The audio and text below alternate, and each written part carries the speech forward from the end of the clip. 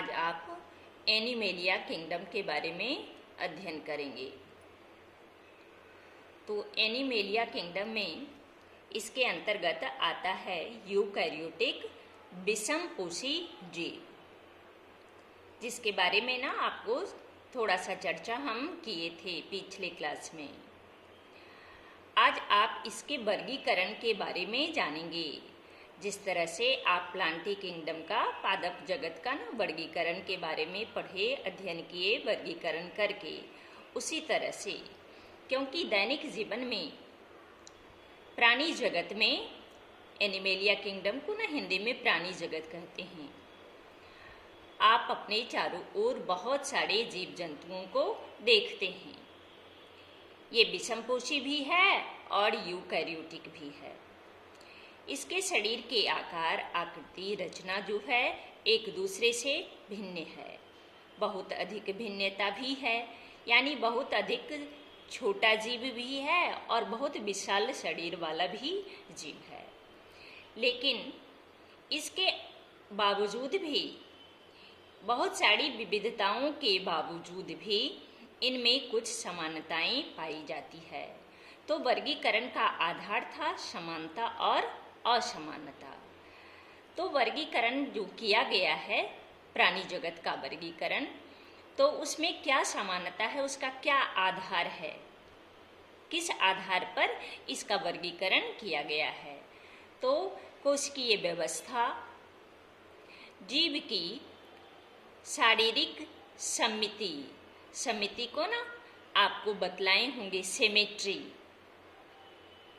कोशिकीय व्यवस्था में आता है ना किस प्रकार से कोशिका एक दूसरे के साथ संगठित होकर जीव के शरीर की रचना किया है। यानी कि इसका अर्थ हुआ कि जीव एक कोशिकीय है या बहुकोशिकीय। बहुकोशिकीय है तो उसके शरीर में उत्तक व्यवस्थित हुआ कि नहीं।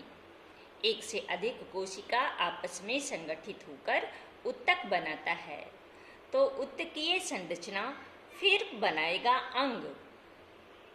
यह है कोशिकीय व्यवस्था।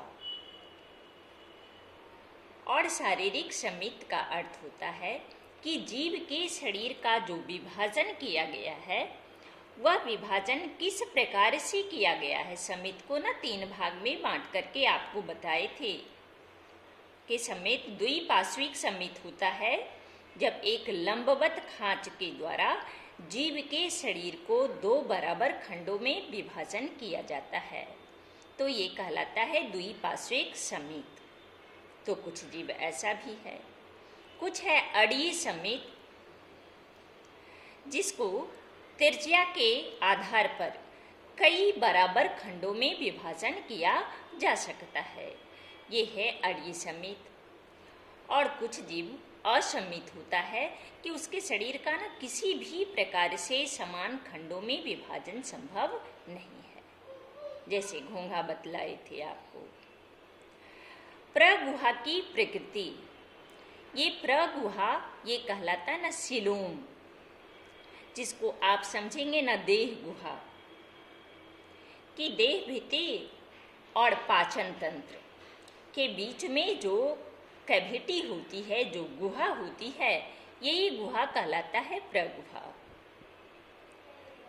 तो उसकी प्रकृति कैसी है? जीव के शरीर में सीलोम है, नहीं है, या किसी अवस्था में होता भी है और किसी अवस्था में नहीं भी होता है। तो इसके आधार पर भी उसका वर्गीकरण किया गया है। पाचन तंत्र, तो पाचन तंत्र में भी ना अभी तक नीचे की क्लास में आप सिर्फ पाचन तंत्र को पढ़ते आए हैं। पाचन तंत्र ना अपूर्ण होता है और पूर्ण भी होता है। पूर्ण पाचन तंत्र में पाचन क्रिया में भाग लेने वाले बहुत सारे अंग होते हैं, और उसमें ना 2 छिद्र होता है, बाह्य छिद्र। एक का मुख और दूसरा जो है वह कहलाता है गुदा, बड़ी आंत का अंतिम सिरा। मुख से ग्रहण किया गया और गुदा से उसको बाहर निकाल दिया गया, बेकार के पदार्थ को। लेकिन जिस जीव के शरीर में अपूर्ण पाचन तंत्र होता है उसके शरीर में एक ही बाह्य छिद्र होता है और उसी छिद्र के द्वारा वह ग्रहण भी करता है और बाहर भी निकालता है, बेकार के पदार्थ को बाहर भी निकाल देता है। उसके लिए उसके शरीर में 2 छिद्र नहीं होता। रुधिर परिवहन तंत्र, इसको ना परिसंचरण तंत्र भी कहते हैं। तो जीवों के शरीर में ना खुला रुधिर परिवहन तंत्र भी होता है और बंद रुधिर परिवहन तंत्र भी होता है। अब खुला और बंद में क्या अंतर है? आप नीचे के क्लास में 10th क्लास में ना पढ़े होंगे परिसंचरण तंत्र मानव का। तो उसमें रक्त जो है सिरा के द्वारा शरीर के विभिन्न भागों से रक्त जो है सिरा के द्वारा हृदय में आता है और फिर हृदय में रक्त का शुद्धिकरण होता है, ऑक्सीजन युक्त होता है और वह ऑक्सीजन युक्त रक्त जो है वह शरीर के विभिन्न भागों को धमनी के द्वारा पहुंचता है। ये धमनी और जो सिरा है ये रुधिर वाहिनी है। रुधिर वाहिनी 3 प्रकार का होता है, धमनी, सिरा और केशिकाएं। केशिकाएं आपस में संगठित होकर सिरिकाएं बनाता है और बहुत सारी सिराएं आपस में मिलकर के सिरा का निर्माण करता है। और सिरा का काम है अशुद्ध रक्त यानी कार्बन डाइऑक्साइड युक्त रक्त को शरीर के विभिन्न भागों से लेकर हृदय को पहुंचाना। तो इस प्रकार का जो परिवहन तंत्र जो 10th क्लास में आपने पढ़ा कि मानव में रक्त परिसंचरण, ये है बंद रुधिर परिवहन तंत्र, जिसमें रक्त का बहाव जो है हृदय से रुधिर वाहिनी द्वारा आता भी है, रुधिर वाहिनी द्वारा, और जाता भी है विभिन्न भागों को रुधिर वाहिनी के द्वारा। और इसमें ना केशिकाएं भी भाग लेती है। लेकिन जो खुला रुधिर परिसंचरण तंत्र है उसमें केशिका तो होता ही नहीं है और रुधिर का परिवहन जो है हृदय से शरीर के वाहिनी द्वारा शरीर के विभिन्न अंगों में भेजा जाता है। लेकिन हृदय जो है वह देह गुहा, रक्त जो है ना देह गुहा से ही उसका परिवहन होता है। इसमें केशिका का अभाव होता है, इसीलिए ना इसको बोलते हैं ना खुला परिसंचरण तंत्र। कहीं कहीं ना उसको देह गुहा को ना हीमोशील भी लिखा हुआ हो सकता है। हीमोशील मतलब हुआ कि उसका रक्त जो है देह गुहा में पाया जाता है और उसी से होकर के शरीर के विभिन्न भागों को जाता है।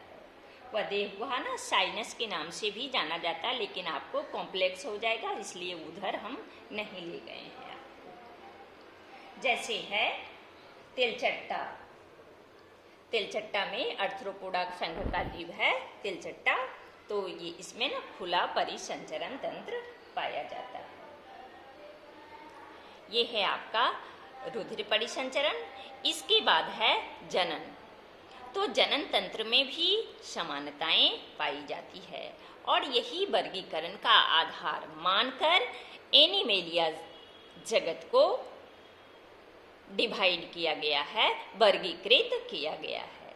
हमने यहाँ एक तालिका बना दिया है, ढांचा बना दिया है, सिर्फ आपको समझने के लिए कि आसानी होगा। ये है किंगडम, इसको बोलते हैं ना जगत। ये हुआ सब किंगडम, उप जगत। डिवीजन ये हुआ विभाग, सेक्शन ये हुआ खंड, और ये फाइलम ये हुआ संघ।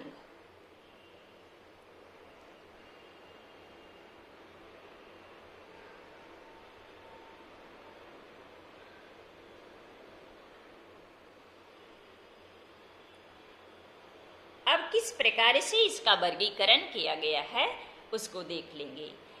एनिमेलिया किंगडम यानी प्राणी जगत, इसको 2 उप जगत में बांटा गया। एक हुआ प्रोटोजोआ और दूसरा हुआ मीटाजोआ। प्रोटोजोआ में वो जीव आया जिसका शरीर सिर्फ एक कोशिका का बना हुआ है। तो इसका कोई भी विभाग नहीं होता, इसका कोई भी खंड नहीं होता। हमने ये रिक्त स्थान दर्शाया है, रिक्त स्थान। और इसका एक ही संघ होता है, और उस संघ को भी ना हम लोग प्रोटोजोआ के नाम से ही जानते हैं। लेकिन आप इसमें जो आप पढ़ेंगे, इसके अंतर्गत आपको हम प्रोटोजोआ का वर्गीकरण नहीं बतलाएंगे। फिर संघ को ना आगे की क्लास में आप जानेंगे, इसको वर्ग में बांटा गया है, तो आपको सभी के वर्ग के बारे में अभी नहीं पढ़ना है, ऊपर की क्लास में पढ़ना है। तो फिर प्रोटोजोआ तक आप जानेंगे। प्रोटोजोआ के बारे में ना आप प्रोटिस्टा जगत में पढ़ चुके हैं, इसलिए प्रोटोजोआ के बारे में आप वर्गीकरण नहीं जानेंगे। बहुकोशिक में दो विभाग, एक से अधिक कोशिका के द्वारा शरीर बना, तो इसमें हुआ डिप्लोब्लास्टिक द्विस्तरीय, और दूसरा है त्रिस्तरीय। शरीर ना 2 लेयर का बना हुआ है, शरीर 3 लेयर का बना हुआ है। ये 2 लेयर, एक हुआ इक्टोडर्म और दूसरा है इंडोडर्म। बाह्य त्वचा, अंतः त्वचा। और त्रिस्तरीय में हुआ 3 स्तर, इक्टोडर्म, मेसोडर्म, इंडोडर्म। बाह्य त्वचा, मध्य त्वचा और अंतः त्वचा। इसके बाद फिर आप आगे जो है, आगे के क्लास में आपको पूरा इसका वर्गीकरण बतलाएंगी।